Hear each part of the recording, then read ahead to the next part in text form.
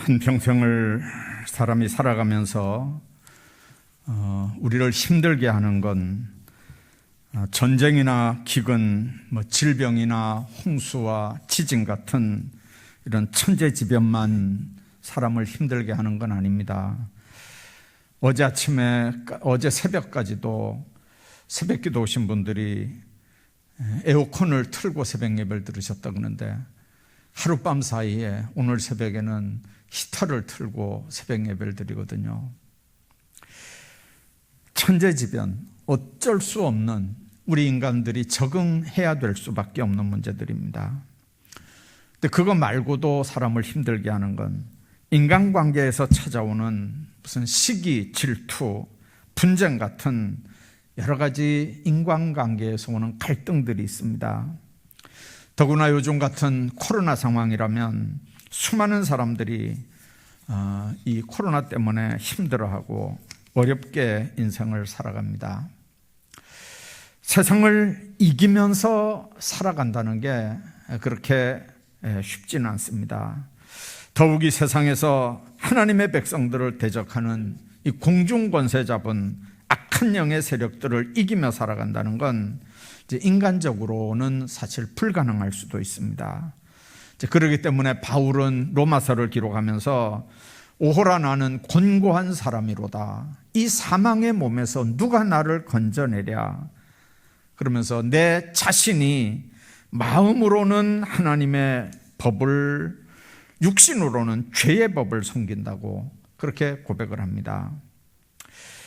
내면적인 영적 갈등, 인간관계에서 오는 갈등들이 바울로 그런 고백을 하게 했다고 봅니다. 그러면 누가 세상을 이길 수 있을까요? 이 본문 말씀 가지고 1년에 2번을 설교를 하게 됩니다. 올 봄에도 한번 설교한 기억이 나는데, 오늘은 같은 본문이지만 접근 방법을 조금 다른 방향으로 잡아서 이 말씀을 드리려고 합니다. 우선 어떤 사람이, 누가 세상을 이깁니까? 오늘 1절에 보니까 예수께서 그리스도이심을 믿는 자마다 하나님께로부터 난 자니 그랬습니다. 4절에 세상을 이긴 승리는 이것이니 우리의 믿음이니라. 믿는 자가 아니면 세상을 이길 자가 누구뇨? 그렇게 말씀합니다. 사람의 힘과 재주로는 세상을 이길 수 없습니다. 하나님의 은혜와 능력을 힘입어야 하는데, 그 하나님의 은혜와 능력을 힘입는 방법이 바로 믿음이라고 하는 겁니다. 누가 세상을 이깁니까? 오늘 4절에 하나님께로서 난 자들입니다.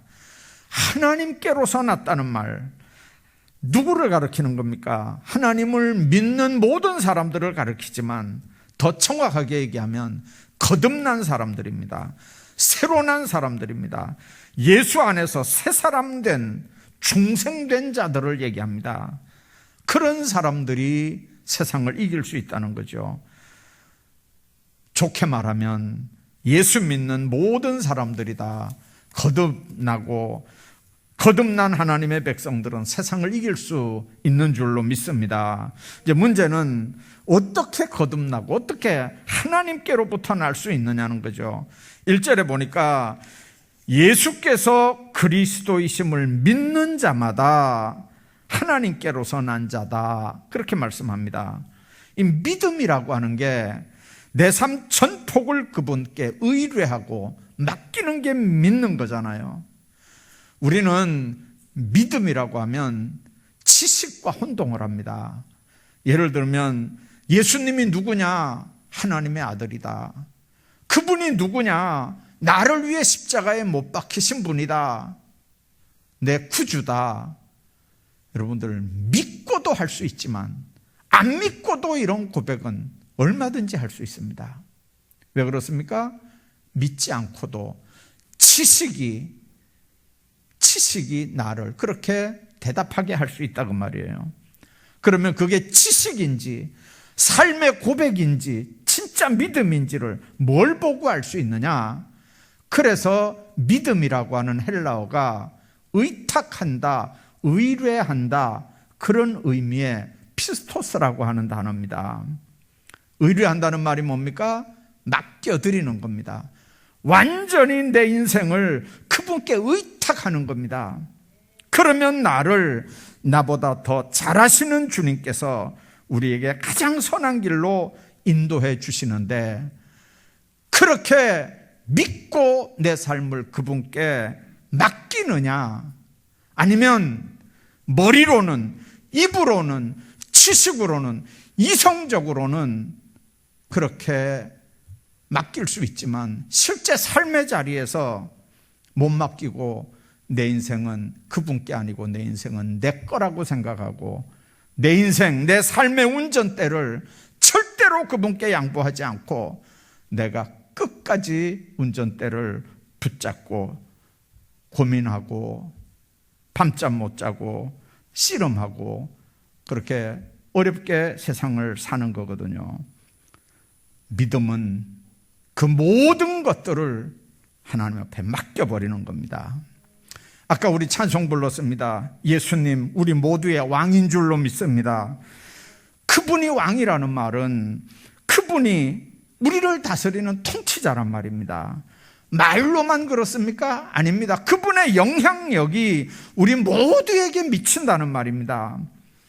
백성들의 모든 소유는 왕의 겁니다. 여러분들, 참 믿음이라고 하는 건 우리 왕이신 예수님께 내 삶 전체를 다스리도록 그분께 맡겨드리는 겁니다. 내 소유자가, 내 소유권자가 그분이라고 하는 걸 인정해 드리는 겁니다. 우리 삶 모든 전체를 주님께서 맡기시는 그런 하나님의 백성들, 내 삶 전체를 주님에게 맡겨드리는 그런 하나님의 백성들은 얼마든지 세상을 이길 수가 있습니다. 왜 그렇습니까? 내가 세상과 싸우는 게 아니고 나에게서 내 삶 전체를 받으신 그분이 나를 대신해서 세상과 싸우시기 때문에 그렇습니다. 그렇기 때문에 믿는 성도들에게 이런 믿음을 빼면 아무것도 남는 게 없습니다. 믿음이라고 하는 건 믿는 성도들에게 무기고 힘이고 능력입니다. 그래서 예수님이 베드로에게 그런 얘기했습니다. 내 믿음이 떨어지지 않기를 위해서 기도해라. 뭔 말입니까? 어떨 때는 옛날에 부흥회 많이 할 때는요, 부흥회 참석하고 나오면 금방 천국 아랫목에도 갈 것 같습니다. 근데 2주, 3주, 한 달, 2달 지나가면 싸늘해져서 그냥 천국 문턱에도 못 들어갈 것 같거든요.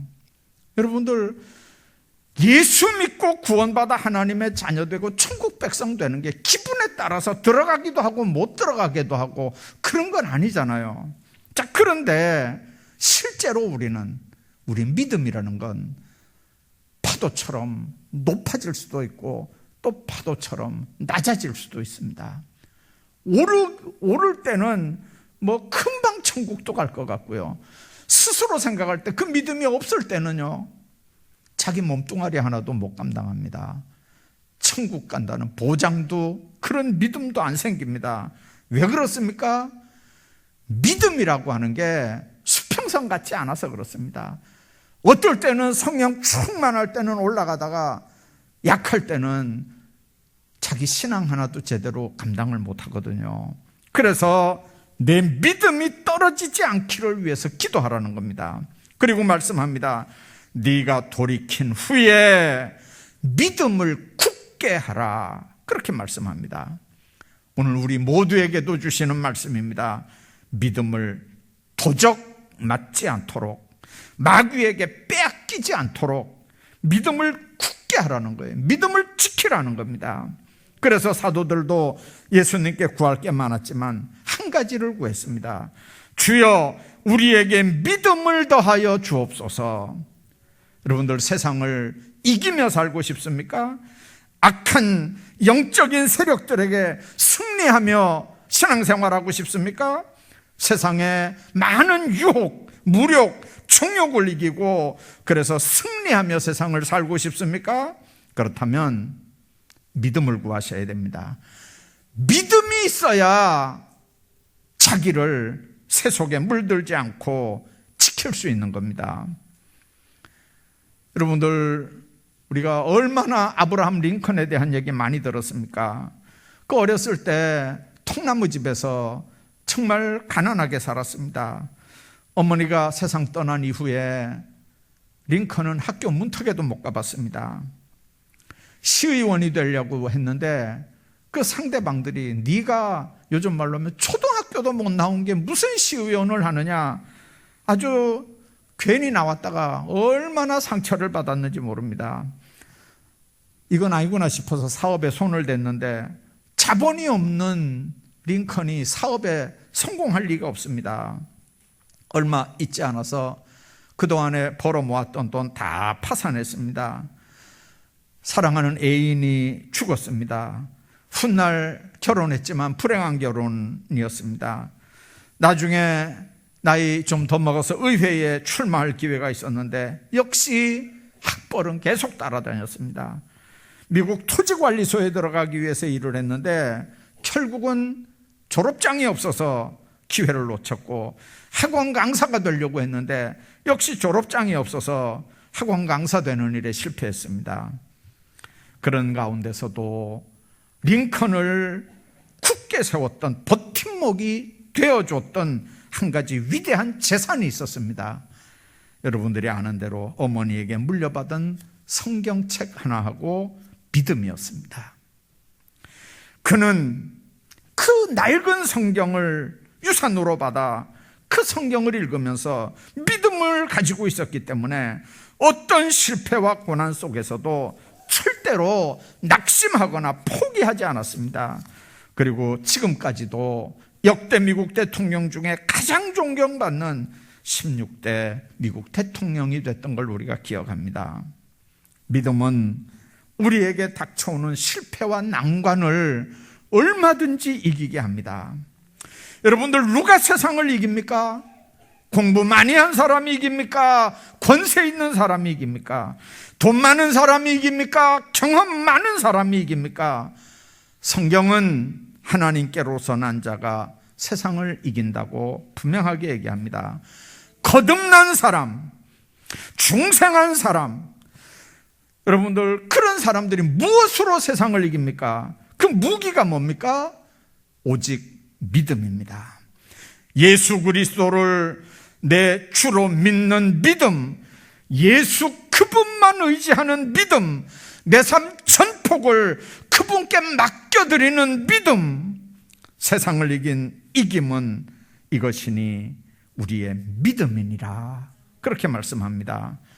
고린도전서 15장 57절에서 예수 그리스도로 말미암아 우리에게 승리를 주시는 하나님께 감사하노니, 그렇게 얘기합니다. 로마서 8장 37절에도 이 모든 일에 우리를 사랑하시는 이로 말미암아 우리가 넉넉히 이기느니라, 그렇게 말합니다. 누가 세상을 이깁니까? 예수님을 내 주인으로 나의 왕으로 믿는 믿음 있는 사람들이 세상을 이깁니다. 어떤 믿음으로 말입니까? 그분이 지금 나와 함께 하시고 지금 여기 계시고 그 하나님께서 내 고달픈 삶, 내 답답한 삶을 주관하고 계신다고 하는 걸 믿는 그 믿음, 그래서 내 삶 전폭을 그분께 맡겨드리고 의지하는 그 믿음이 험한 세상 이기며 살아갈 수 있게 하는 건 줄로 믿습니다. 뿐만 아니라 어떤 사람이 세상을 이깁니까? 말씀에 순종하며 사는 사람들이 세상을 이깁니다. 오늘 2절에 있는 말씀 보니까 우리가 하나님을 사랑하고 그 계명을 지킬 때 3절에도 하나님을 사랑하는 것은 이것이니 우리가 그 계명들을 지키는 것이라, 그의 계명들은 무거운 것이 아니로다 그랬습니다. 교회 처음 다니는 사람들하고 이야기해 보십시오. 교회 좀 다니려고 하니까 꼭 주일은 지켜야 된다 그러지, 술 먹지 말라 그러지, 담배 피지 말라 그러지, 하여튼간 교회 좀 다니려고 하니까 하지 말라는 게 왜 이렇게 많은지, 또 안 해도 되는 건데 하라고 하는 게 왜 그렇게 많은 건지 아니 편안하게 좀 세상을 살고 마음 편하게 세상 살라고 교회 다니는 거 아니냐? 근데 교회 왜 그렇게 사람을 힘들게 달달 볶느냐? 이렇게 얘기합니다. 그런데 여러분들, 그건 처음 발을 들여놓은 사람들 얘기고, 오랫동안 예수 믿는다고 하는 사람들 입에서도 그 얘기가 나오면 이 사람은 예수 잘 못 믿는 거예요. 왜 그렇습니까? 자기 삶을 주님께 맡겨드렸으면, 그분이 내 인생을 주장한다고 하는 게 영적으로 체험이 되면, 여러분들 내 힘으로 신앙생활하는 게 아니고 그분 힘으로 신앙생활하는 걸 여러분들 삶의 현장에서 한두 번 느껴지겠습니까? 계명이 무겁다고 여러분들 느껴집니까? 계명대로 다 지켜서 정말 하나님 앞에 완벽하게 계명 지키고 사는 사람이 어디 있겠습니까?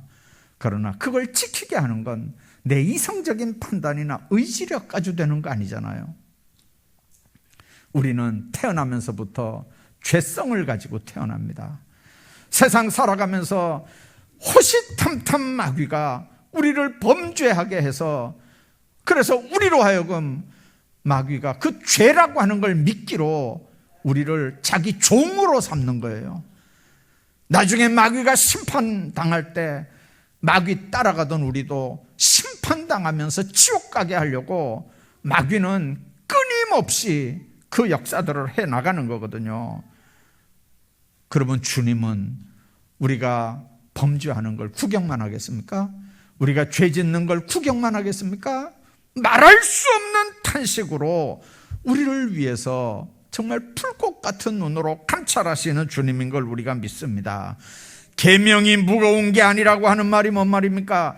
내 힘으로는 어느 거 하나도 감당할 수 없지만 주님이 내 안에 계셔서 나와 함께하면 내 힘으로가 아니라 하나님의 힘으로 얼마든지 이겨나갈 수 있게 하는 줄로 믿습니다. 어떤 분이 그런 얘기를 했대요. 배가 이렇게 항해를 하다가 이제 그 강에서 이렇게 노를 저 가다가 바위 위에 딱 얹었대요.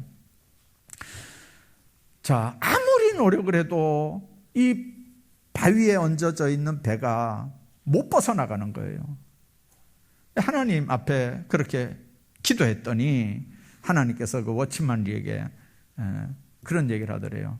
내가 천군 천사들을 동원해서 바위 위에 얹혀 있는 배를 밀어주랴, 아니면 물이 불어나게 해서 그 암초를 물속에 집어넣고 배가 유유히 그냥 지나가게 하랴. 두 가지 다 하나님이 우리에게 할 수 있는 일이에요. 그러나 물이 불어나서 바위가 물속에 들어가고 배는 둥둥 떠서 그냥 가는 건 하나님의 역사처럼 생각하지 않잖아요. 그건 하나님의 은혜처럼 생각하지 않잖아요. 천군 천사가 나타나서 얹혀져 있는 배를 번쩍 들어서 바위에 이렇게 밀어놓고 다시 항해하게 하는 게 그런 것만 기적인 줄 알잖아요. 우리 삶의 현장에서 기억해야 합니다. 하나님을 사랑하는 자, 말씀대로 순종하는 자입니다. 하나님께로부터 난 자, 세상을 이기며 그 이김은 믿음으로 말미암는 건 줄로 믿습니다. 아브라함을 왜 역사상 가장 위대한 인물, 믿음의 조상이라고 얘기를 합니까? 하나님께서 그를 복의 근원으로 삼겠다고 하면서 그를 부르셨을 때 그 부름에 순종했습니다. 여러분들 히브리서에 보면 믿음으로 아브라함은 부르심을 받았을 때 순종해서 장래 유업으로 받을 땅에 나아갈새 갈 바를 알지 못하고 나갔다고 그렇게 얘기합니다. 떠나라고 할 때 떠났습니다. 아들 이삭 바치라고 할 때 번제로 바쳤습니다. 하갈과 이스마엘을 내보내라고 할 때 보냈습니다. 아브라함은 하나님의 말씀에 절대 순종하는 삶을 살았던 믿음의 조상인 걸 우리가 믿습니다. 말씀에 순종하여 살면 하나님께서 우리에게 능력 주십니다. 주님께서 우리에게 능력 주시면 우리는 세상을 얼마든지 이길 수 있습니다. 하나님께서 삼손에게 힘을 주실 때 그때는 맨손으로 사자를 찢었습니다. 나귀 턱뼈, 썩은 나귀 턱뼈 하나 주어서 1000여 명의 블레셋 군대들을 소탕을 했습니다. 정말 대단했습니다. 그러나 삼손이 나실인의 계약을 어기고 불순종해서 범죄하니까 하나님의 신이 떠났습니다. 하나님의 신이 떠난 그는 아직도, 하나님의 신이 떠나도 아직도 그 힘이 자기에게 있는 줄 알았습니다. 그러나 아무것도 할 수 없었습니다. 쇠사슬에 묶이고 두 눈은 뽑히고 맷돌을 돌리는 비참한 조롱거리로 전락을 하는 겁니다. 여러분들, 하나님의 백성들에게 능력은 내게 아닙니다. 하나님의 능력입니다. 하나님이 주셔서 생긴 겁니다. 어떨 때요? 하나님의 말씀에, 명령에 순종하며 살 때 그 능력이 오는 줄로 믿습니다. 삼손은 말씀에 불순종하며 살아도 여전히 그 능력이 자기에게 있는 줄 알았습니다. 사울 왕이 처음에 얼마나 겸손했습니까? 하나님이 부리는 악한 영이 그들을 다스리니까 견딜 수 없는 고통과 번민 가운데 살아야 했습니다. 나중에는 교만해서 사무엘의 명령이나 훈계도 멀리합니다. 결국 하나님은 그를 왕 세운 걸 후회한다고 하면서 이새의 아들 다윗에게 기름을 부어서 다음에 이스라엘 왕이 되게 했던 걸 봅니다. 말씀에 순종하는 삶을 살아야 세상을 이기는 줄로 믿습니다. 성경에는 있지 않은데 어느 외경에 있는 얘기랍니다. 다윗 왕이 어느 날 반지를 만드는 한 세공정을 불렀습니다. 그 세공장에게 이런 얘기를 했어요. 내가 승리의 기쁨을 억제하지 못할 때 자제할 수 있고 절망에 빠져 있을 때 좌절하지 않고 용기를 얻을 수 있는 그런 글귀를 새긴 반지를 하나 만들어 오너라 그랬습니다. 이 세공장이 반지 만드는 거야 쉬운데, 이제 문제는 승리의 기쁨을 억제하지 못할 때 그걸 자제할 수 있는 말, 절망에 빠졌을 때 좌절하지 않고 용기를 얻을 수 있는 그런 글귀, 이게 도대체 무슨 글귀를 이 반지에다가 써 넣어야 된단 말입니까? 고민을 하다가 지혜로운 왕자 솔로몬을 찾아갔답니다. 솔로몬에게 그 모든 얘기를 다 하니까 솔로몬이 이렇게 글씨를 하나 써줬는데 그 내용이 뭐냐면 이것 또한 지나가리라. 그 글귀가 새겨진 반지를 만들어서 다윗 왕에게 줬더니 이것 또한 지나가리라. 아주 무릎을 치고 탄복을 했다 그러잖아요. 이 생의 성공의 기쁨도 실패의 절망도 뒤돌아보면 다 한순간 지나가는 찰나에 불과합니다. 아무리 성공해서 좋아해도 또한 지나가는 거예요. 아무리 낙심하고 좌절하고 실패와 절망의 구렁텅이에서 힘들어해도 이것 또한 지나가는 거예요. 여러분들 지금 성공하고 기쁨 속에 있다고 자만해야 되지 않을 이유입니다. 지금 절망 속에 빠져 있다고 해서 용기를 잃어서 안 되는 이유입니다. 어떤 삶이 주어지든지 거기 하나님의 뜻이 있다고 생각해야 됩니다. 그리고 말씀에 순종할 때 지혜와 이길 수 있는 용기를 그분이 부어주시는 줄로 믿습니다. 이게 성령을 따라 사는 신앙인들의 삶입니다. 성령을 따라 사는 사람들에게는 말씀에 순종하는 특징이 있습니다. 순종하는 하나님의 자녀들에게는 세상을 이기고 하나님의 뜻을 행동으로 옮기는 복들이 있습니다. 그렇게 하나님 안에서 살아가기를 주의 이름으로 축복합니다. 뿐만 아니라 하나님과 함께 하시는 자들이 세상을 이깁니다. 요한일서 4장 15절에 보니까 누구든지 예수를 하나님의 아들이라 시인하면 하나님이 저 안에 계시고 저도 하나님 안에 거하느니라, 그렇게 말씀합니다. 요한일서를 쓴 저자가 요한이잖아요. 요한은 요한복음 15장에서 그 유명한 포도나무 비유를 합니다. 내가 주님 안에 있고 주님이 내 안에 있는 그런 복된 삶이 열매를 많이 맺는 삶입니다. 이건 하나님과의 약속입니다. 로마서 12장 21절에 보면 악에게 지지 말고 선으로 악을 이기라고 얘기합니다. 로마서 8장 37절에 보면 예수 그리스도로 말미암아 우리가 넉넉히 이기느니라 그렇게 기록합니다. 오늘 본문 말씀도 세상을 이긴 힘은 이것이니 우리의 믿음이니라 그랬습니다. 요셉 사건 일생 여러분들 너무 잘 아시죠? 애굽의 종으로 팔려갔을 때도 또 누명 쓰고 감옥에 갇혔을 때도 하나님이 자신과 함께 하심을 한시도 잊지 않았습니다. 그 창세기를 기록한 저자가 요셉에 관한 걸 기록하면서 한마디로 그렇게 얘기합니다.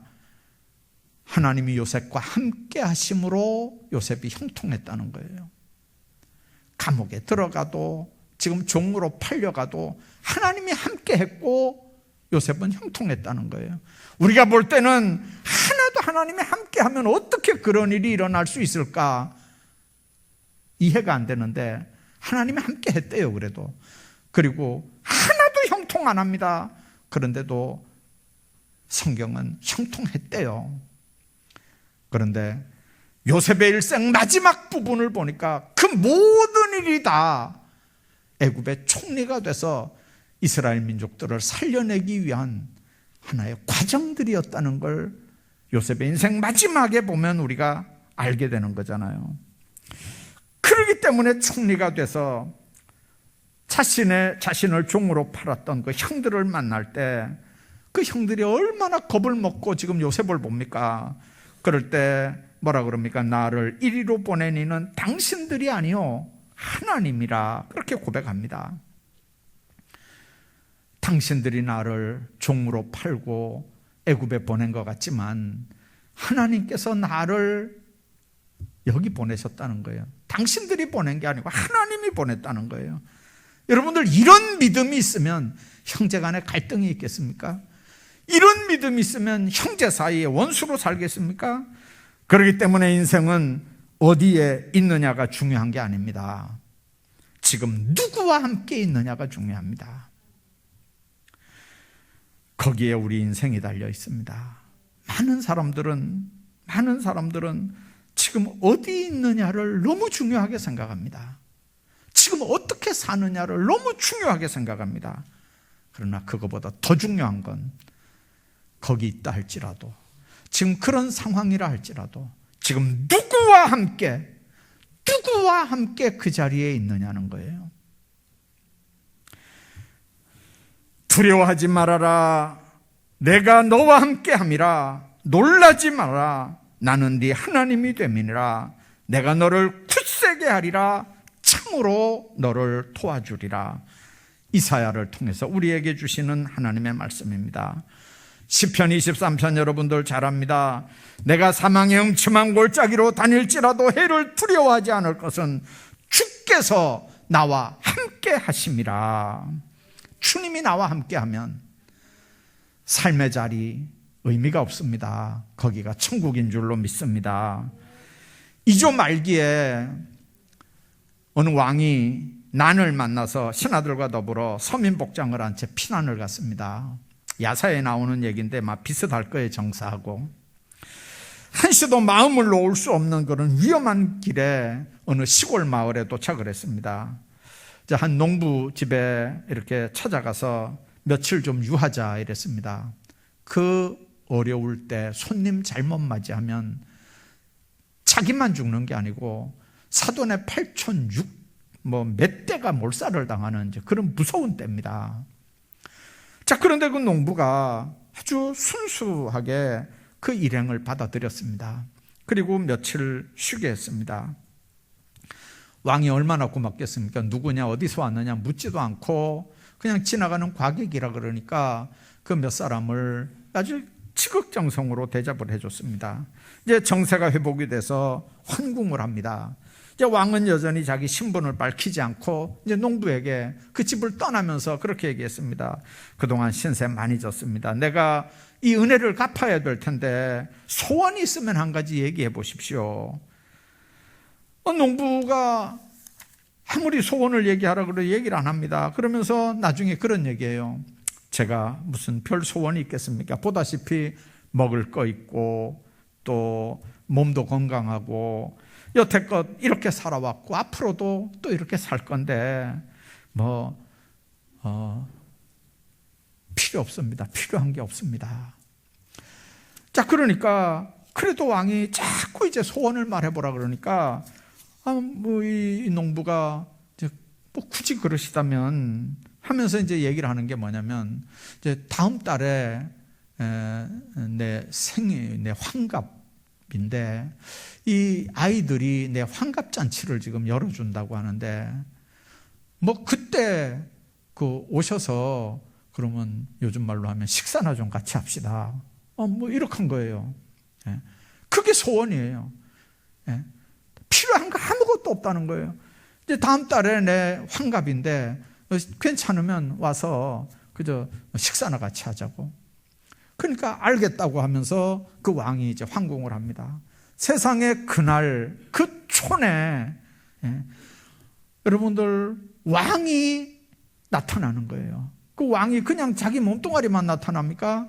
여러분들 왕의 행렬이 그 시골집을 들어오는 거죠. 동네가 난리가 난 거죠. 여러분들 정말 그 농부는 하루아침에 유명인사가 됐습니다.